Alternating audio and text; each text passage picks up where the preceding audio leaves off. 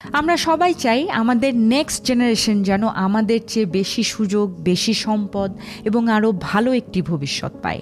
জন্মসূত্রে কিংবা নিজের অর্জনে আমরা যা পেয়েছি তার থেকেও অনেক বেশি কিছু যেন তারা ভোগ করতে পারে। এটাই আমাদের স্বাভাবিক ইচ্ছে। কিন্তু প্রত্যেকেই কি শুধু পাওয়ার আর জেনারেশন ওয়েলথ নিয়েই ভাবি? না, কেউ কেউ আছেন যারা সম্পদের বাইরেও গভীর মূল্যবোধের কথা ভাবেন। ভবিষ্যৎ প্রজন্মের হাতে রেখে যেতে চান আরও বড় কিছু, জীবনের দিশা, বুদ্ধি, ভালোবাসা আর সঠিক পথ দেখার শক্তি। এমনই একজন মানুষের গল্প বলছি আজ। সদ্য জন্ম নেয়া নাতির জন্য তার দাদু একটি চিঠি লিখে গেছেন, একটি অবিশ্বাস্য সুন্দর বার্তা, যেখানে জীবন দর্শনের প্রতিটি বাক্য ঝরে পড়েছে অভিজ্ঞতা আর ভালোবাসার মিশেলে। তিনি লিখেছিলেন, আমার প্রিয় নাতি, পৃথিবীতে তোমাকে স্বাগতম। এটা এক জাদুকরী জায়গা যেখানে ভালোবাসা আর বিস্ময়ের অভাব নেই।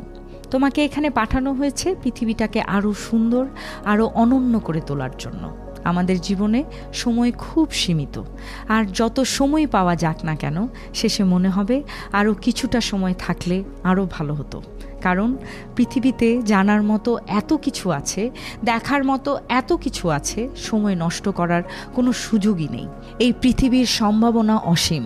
তুমি চাইলে যে কোনো কিছু হতে পারো, যে কোনো কিছু করতে পারো, এমনকি চাইলে পৃথিবীকেও বদলে দিতে পারো। তাই প্রতিদিন নতুন কিছু দেখো, নতুন কিছু শেখো, নতুন কিছু করো। মনে দ্বিধা আসলে মনে রেখো, কিছু না করে সুযোগ নষ্ট করার চেয়ে কিছু করে হার মানা অনেক বেশি সম্মানের। কারণ ফল না পেলেও তুমি পাবে অভিজ্ঞতা। সেই অভিজ্ঞতাই তোমাকে সঠিক আর ভুলের মধ্যে পার্থক্য বোঝাবে। আর ভুল করতে ভয় পেও না একদমই, কারণ ভুল তারাই করে যারা কিছু করার চেষ্টা করে। এই চিঠির প্রতিটি শব্দই যেন জীবনের অমূল্য শিক্ষা।